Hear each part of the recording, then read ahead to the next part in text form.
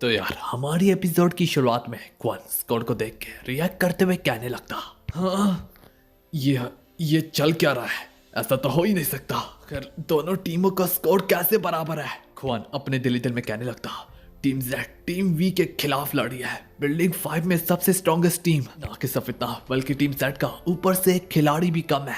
मत बताओ मुझे कि ये लोग वाकई में जीत के ही यहाँ से जाएंगे। तो यही वजह से क्वान उल्टा टीम V पे ही चिल्लाते हुए कहने लगता, लोगों को शर्म नहीं आती क्या? लोग 11 बंदे हो के भी 10 लोगों से नहीं जीत सक रहे। क्या ही तुम लोग बिल्डिंग 5 की अपने आप को सबसे स्ट्रॉन्गेस्ट टीम बोलते हो। पर यह गुस्से से उससे कहने लगता, ओए गांधा तू तो अपना मुंह बंद ही रख। अब कौन अपने दिल ही दिल में मजीद बोलता, मैं उन लोगों में से नहीं हूँ जो अपने ख्वाब को यूं ही मरने दे, चाहे इसके लिए मुझे किसी भी हद तक जाना पड़े। सब सॉकर में जीतने के लिए मैं किसी भी हद तक जाऊंगा।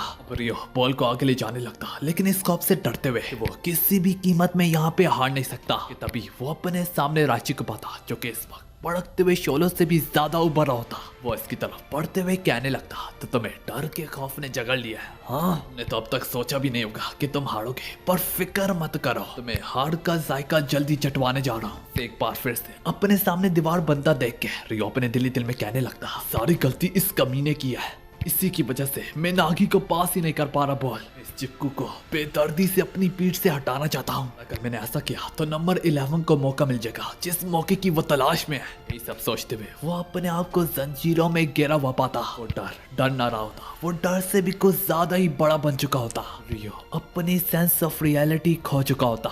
समझ में ना आ रहा होता कि मैं अब करूँ तो करूँ भी क्या। वो हार से पहले अपना हार वाला चेहरा बना लेता। लगे उसका यही हार वाला चेहरा नागी देख के उसमें कुछ चेंजेस सा हो जाता। नागी एक लंबी से कदम से आगे बढ़ता।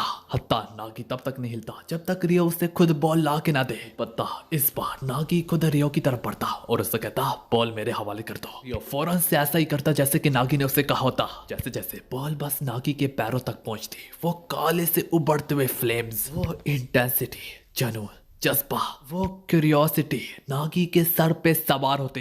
ये देख के नागी भी अब हैरान होता। हालांकि नागी उनमें से नहीं है जो खुद बॉल ले जाता है। जो ही नागी ड्रिबलिंग के लिए तैयार बॉल को लेके अपने साथ आगे बढ़ने लगता। नागी बड़ी आसानी से टीम Z के 2 प्लेयर्स पे भारी पड़ते हुए और सीधा ज़ेनतेत्सु को पास कर डालता। और वहीं पे मौजूद नागी खुद भी सबसे ज्यादा हैरान होता। अपने से सवाल पूछते हुए कहने लगता, मैं तो उन लोगों में से नहीं हूँ जो मेहनत करते हैं, तो क्यों मैं इतनी ज्यादा कोशिश कर रहा हूँ? क्या इसकी वजह रियो ने वो हारने वाला चेहरा जो बनाया था हमें दिखाई देता। ज़ेनतेत्सु बॉल चिगीरी से बचाते हुए सीधा बॉल नागी की तरफ पास करता और जैसे जैसे गोल की तरफ बढ़ी होती, नागी अपने दिल में वहीं से मजीद बोलता, या फिर जिस टीम को मैंने बेकार कहा था वो एक्चुअली काफी ज्यादा कूल लोग हैं। बॉल जैसे ही नागी के पास आती, नागी बॉल को फौरन से कंट्रोल में लेते हुए मजीद बोलता, मेरी दिलचस्पी बढ़ती चली जा रही है। करके होते हुए मैं अपने आप को चुनौती देना चाहता हूँ। जैसे ही किक मारने को जा रहा होता है, इस नागी ये देख के कहने लगता, सब वो हम ही नहीं है जो इस खतरनाक सिचुएशन से गुजरते गुजरते अपनी अवेकनिंग पाई है। वो ये जैसे ही बात कंप्लीट करता, उधर ही दूसरी और नागी गजब किस्म से गोल कर डालता। हाँ यार, अब टीवी का 4 स्कोर हो जाता। सब कुछ देख के रियो जैसे ही नागी के पास आता और नागी उससे पहले ही अपना मुंह खोलते हुए कहने लगता, ओए रियो, ये सॉकर में तो काफी ज्यादा मजा है। इसके बाद नागी बाकी अपने मन में बोलता कि मेरी जिंदगी तो काफी ज्यादा बोर होती थी, लेकिन जो कि आज मेरी इस मौके पे आके सारी बोरियत दूर हो गई। पर हाँ, मेरी बोरियत सिर्फ तब तक की है क्योंकि अब मैंने अपने गरूर को ढूंढ निकाला। अब ये देख के क्वान की भी जान में जान आती। सब कुछ देख के अब टीम Z पैनिक करने लगती। बेसागी खुद से अंदर ही अंदर बोलने लगता, सूरत हाल में जो कि हमने अपने आप में अवेकनिंग पाई, ऐसा करते करते हमने उस मॉन्स्टर को भी जगा दिया जो कि उस जीनियस के अंदर सो रहा था। टीम V को जीतने के लिए सिर्फ एक गोल चाहिए और ऊपर से 15 मिनट बाकी है मैच को खत्म होने में। टीम Z इस खतरनाक सिचुएशन में प्लानिंग करने लगते, क्या कर अब हम करें तो क्या करें। कीरी अब कुनिगामी से कहने लगता, क्यों ना अब तुम भी डिफेंड में खेलो कि हम उन्हें गोल करने से रोक सके।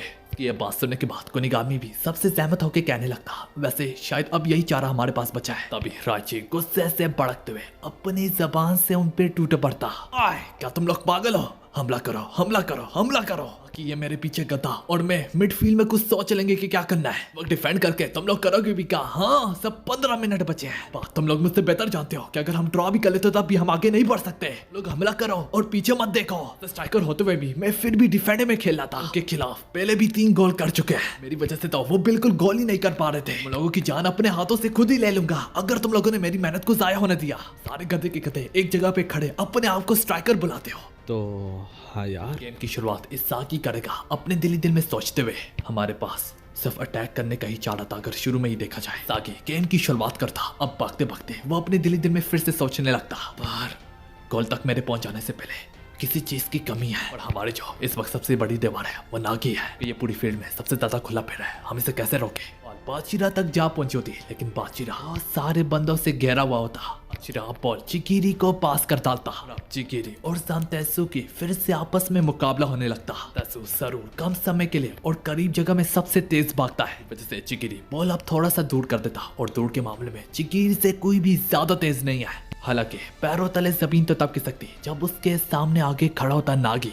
खुद को समझ रहा होता है कि वो यहाँ से बॉल ले जाएगा, लेकिन उससे क्या पता सर में बॉल पाने वाला कोई और नहीं बल्कि इस सागी होता। नागी उससे बॉल छीनते हुए उस दौरान अपने से कहने लगता, जरूर मुझे ये नहीं पता कि नागी के दिमाग में क्या चल रहा है, लेकिन अपने आंखों के कारण इस पूरी जगह को किताब की तरह पढ़ सक रहा हूँ। हाँ यार, अब चिकीरी जैसे जैसे अपनी स्पीड से उन सबको पीछे छोड़ के जाने लगता। तो मौका देके फौरन से बॉल इस सागी चिकीरी को पास कर देता। इसी तरह चिकीरी दमदार तरीके से गोल की तरफ शूट करता, पर पद से पत्थर गोलकीपर की दखल अंदाजी की वजह से बॉल बाहर से जाकर टकरा जाता। सेटअप समझने लगती कितने करीबी से भी हम गोल करने में नाकाम हो गए। सागी को पता होता इस सागी महसूस कर पाता ये गेम अभी खत्म नहीं हुई। अब बॉल के सामने इस सागी ने जैसे कि सोचा होता खड़ा होता वहां पे गिगामारू अब दोबारा से जैसे ही किक मारता गोल की तरफ से रियो आ टपकता और वो डिफेंड करने में यहाँ तक कामयाब भी हो जाता। डिफेंड करते करते बॉल सीधा उड़ के जाता कोनेगामी के पास। तो यार हम सबको पता है कि कोनेगामी की शॉट आखिर कितनी ज्यादा पावरफुल होती है। वो अपनी इन्हीं खतरनाक टांगों से गोल कर देता। देखते ही देखते दोनों टीम के गोल एक बार फिर से बराबर हो जाते, एक गजब किस्म की टैग टीम की वजह से। ये देख के इस सागी खुद एक बार अंदर से फिर से सोचने लगता। नागी से बॉल छुड़वाने के बाद एज यूजुअल सब कुछ मेरे प्लान के मुताबिक जा रहा था। इसी तरह गोल हो भी क्या, मेरी आंखें सब कुछ देख रही है। मेरी वेपन जिसका नाम स्पेशल अवेयरनेस है, उसकी वजह से मैं सब कुछ प्रिडिक्ट कर पाया। इसी पावर के कारण मैं मजीद और गोल करूंगा। इसी के साथ हमें क्वान का एक छोटा सा फ्लैशबैक दिखाया जाता, जहाँ पे फाइनली उसके स्कूल के सॉकर क्लब के 11 टीम मेंबर्स पूरे हो गए होते। वो अपने पूरे स्कूल के क्लब के लिए, अपनी पूरी टीम के लिए परजोश था। मैं जोश था कि वो अपनी पूरी टीम को नेशनल तक लेके जाएगा। क्वान को ये बात मालूम ना होती कि अगर कोई सीरियस भी होता फुटबॉल के लिए तो वो कोई और नहीं बल्कि क्वान खुद होता। बाकी के प्लेयर्स थे वो इतनी ज्यादा परवाह नहीं करते थे, वो सब मजे के लिए और टाइम पास के लिए खेलते थे। इनकी नालायकी की वजह से क्वान के सॉकर क्लब को नुकसान पहुंच रहा था। तक फिर आखिर में एक वक्त आता है वो क्वान को छोड़ के चले जाते हैं इस क्लब को। यही चीज क्वान को बहुत ज्यादा गुस्सा दिलाती। उसने अंदर से ये इरादा थाम लिया था कि वो दोबारा अपनी ड्रीम्स के लिए अपने दोस्तों पे एतबार नहीं करेगा। फिर उसके टैलेंट को किसी ने रिकॉग्नाइज किया भी होता तो वो कोई और नहीं बल्कि बिलू लॉक खुद होता। छोटा सा फ्लैशबैक कौन का यहाँ पे खत्म होता। कौन अपने मन ही मन में कहने लगता टीम Z और टीम V में नागी दोनों के दोनों अवेकन हो चुके हैं। स्कोर भी बराबर है, दोनों के चांसेस इक्वल है ये गेम जीतने के लिए। इस वजह से फिलहाल मुझे अभी कुछ करने की जरूरत नहीं। अगर टीम Z ड्रा भी कर ले तो तब भी वो आगे बढ़ने के काबिल नहीं रहेंगे। टीम Z में जिसका सबसे गोल ज्यादा होगा वही सिर्फ आगे बढ़ेगा, जो कि कोई और नहीं बल्कि मैं हूँ। लेकिन बात को निगामी पे भी आती है, जो कि इसने भी 3 गोल कंप्लीट किया है। लेकिन फिर हमारी जजमेंट हमारे रैंक पे होगी और मेरा रैंक उससे हाईएस्ट है। हानि एक बार फिर से गेम की तरफ जाती है। सांतेसु नागी की तरफ एक दमदार किस्म का पास करता। शुरू में तो समझ रहा था कि ये इजी पीजी गोल होने को जाएगा, लेकिन फिर तभी वो अपने पीछे सागी को नोटिस करता। सागी इस बार भी उसे रीड करने की कोशिश करता, लेकिन नागी इस सागी की प्रेडिक्शन से भी बढ़ के सोचता कि कमर मार के बॉल की दिशा को बदल देता। दिशा बदलने के बाद वो एक दमदार किस्म से गोल करने को जा रहा था, जो देख के टीम Z के पैरों तले जमीन खिसक जाती। का पूरा सॉकर करियर यहाँ पे लिटरली डिस्ट्रॉय होने को जा रहा था। सब कुछ इस गोल के साथ खत्म होता, लेकिन फिर एकदम से कुछ ऐसा होता जिसकी किसी ने सोच तक ना रखी होती कि कोई अचानक से धकेलने लगता। देख के टीम Z भी पूरी की पूरी चौंक जाती। हमें पता चलता वो कोई और नहीं बल्कि क्वान होता। इसी तरह नागी को गोल करने से रोक लेता, लेकिन ऐसा करते हुए रेड कार्ड क्वान के मुंह पे थोप दिया जाता। इसका मतलब अब मजीद ये इस गेम में पार्टिसिपेट नहीं कर सकता। कोनेगामी आके हिरांगी से पूछने लगता, क्वान तुमने ऐसा क्यों किया कि तुम तब भी हमारे हारने के बावजूद भी आगे बढ़ सकते थे और इसी के साथ हमारी हार थी। क्वान कुछ ना बोलता, लेकिन वो सिर्फ इतना जरूर कहता, तुम लोग लड़ते रहो, तुम लोगों को ये जीतना पड़ेगा।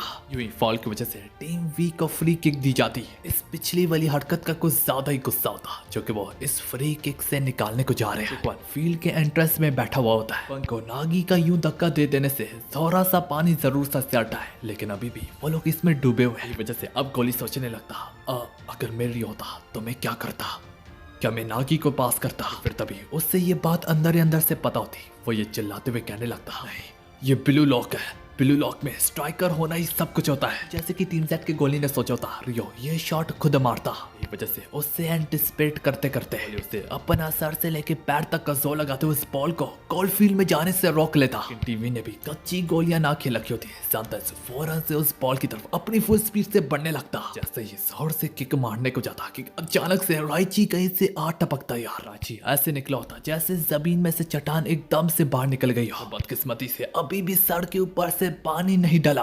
वी का सबसे स्ट्रॉन्गेस्ट प्लेयर के हाथ में अब बॉल लगती। ये देख के टीम सेट के लगभग सारे के सारे प्लेयर डिफेंस पे शिफ्ट हो जाते हैं। देख के नागी बॉल को जोरदार तरीके से किक ना मारता, बल्कि ऊपर से आराम से उनसे उछालते हुए गोल को बस गोल फील्ड में दसाने को जा रहा था कि गिगा मारो इस बार आके रोक लेता। ये देख के क्वान भी सोच में पड़ जाता, भाई इधर चल क्या रहा है। भी आखिर इतना करीब होने के बावजूद भी गोल कर ही नहीं पा रही, और ऊपर से टीम जेड के 10 बंदे ही है सिर्फ। इस बार पता है बॉल किसके पास जाती है। बॉल इस बार सीधा इस सागी के पैरों में जा लगती। देख के क्वान की भी जान में जाना थी और वो चिल्लाता, इस सागी गोल कर डालो। फ्लेम्स वो बिजली की कड़के हम इस सागी की आंखों में देख सकते हैं। सागी अपने जिस्म के एक एक अंग में वो गरूर सा महसूस कर पाता। सागी की आंखें इस बात की साफ साफ गवाही दे रही है कि इस बार मुझे गोल करने से कोई नहीं रोक सकता। इससे पहले इस सागी गोल भी कर पाता। यहाँ पे हमारी एपिसोड खत्म होती है।